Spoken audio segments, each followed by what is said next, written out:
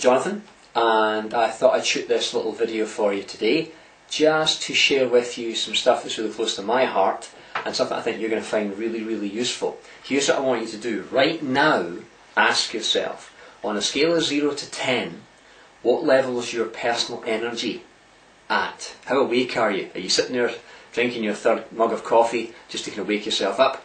Are you kind of matchsticks under the eyelids? Or are you full of vim and vigour this morning? Ask yourself, on a scale of 0 to 10, where's your energy right now? Just go inside, give yourself a number. 10, it's like, buzzing. 0, it's, where are you? And once you've done that, I want to share with you some useful advice on how to change your level of energy at will. Imagine if you could do that. Imagine if you could build your energy up anytime you wanted to. Now, the source of this particular tool or technique or tip is ancient science of spirituality and magic and healing from Hawaii, and it's called Huna. Now, Huna was a secret science practiced by a group of people called the Kahuna.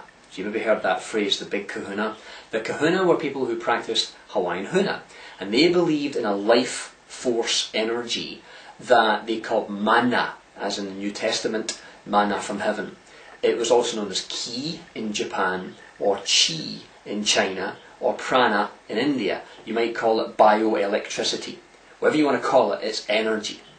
In the 1700s, Franz Mesmer, of mesmerism fame, called it animal magnetism, which is where that phrase comes from.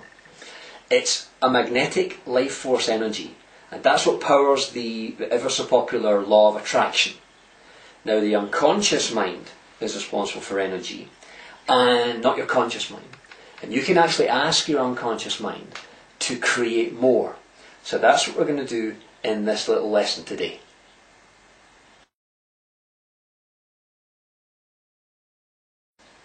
Now, think about this for a minute.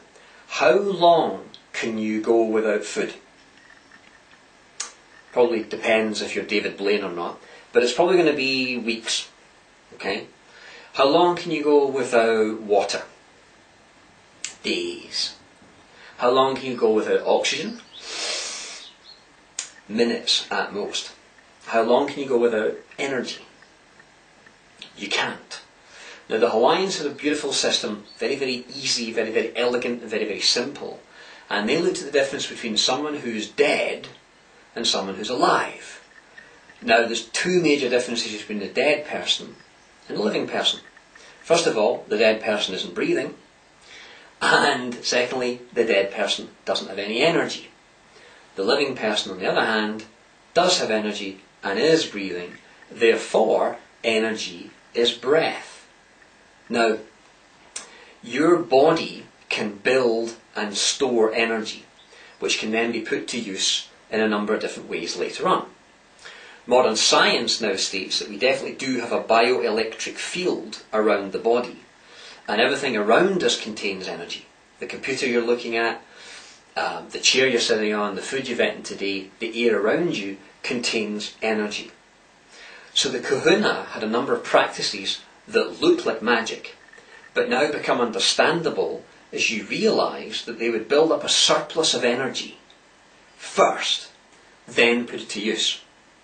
Imagine having a surplus of energy. Imagine being able to go zzz, and having vitality and oomph and drive whenever you wanted to. So when you wake up, you're a little bit tired, you can actually zzz, and switch yourself online. Wouldn't that be useful?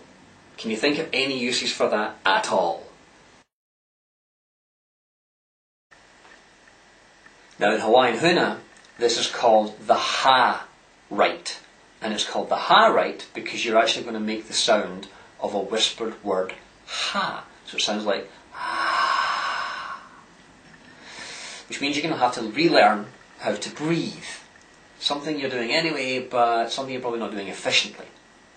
Now, before doing anything, what the missionaries from Boston noticed when they arrived in Hawaii for the first time was that the Hawaiians would take time to get in touch with their energy first before they did anything. Now, when the white folks arrived in Hawaii, they didn't breathe first.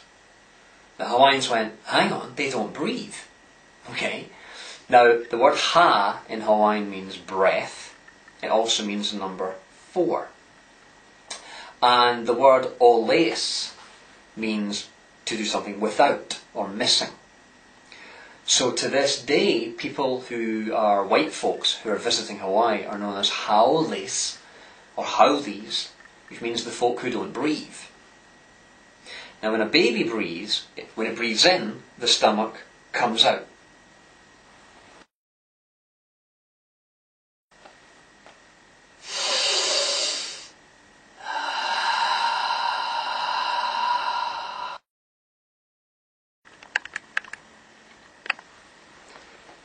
Unlike the way most people breathe, when they breathe high up in the lungs, and they breathe in, the stomach goes in. So it's like this.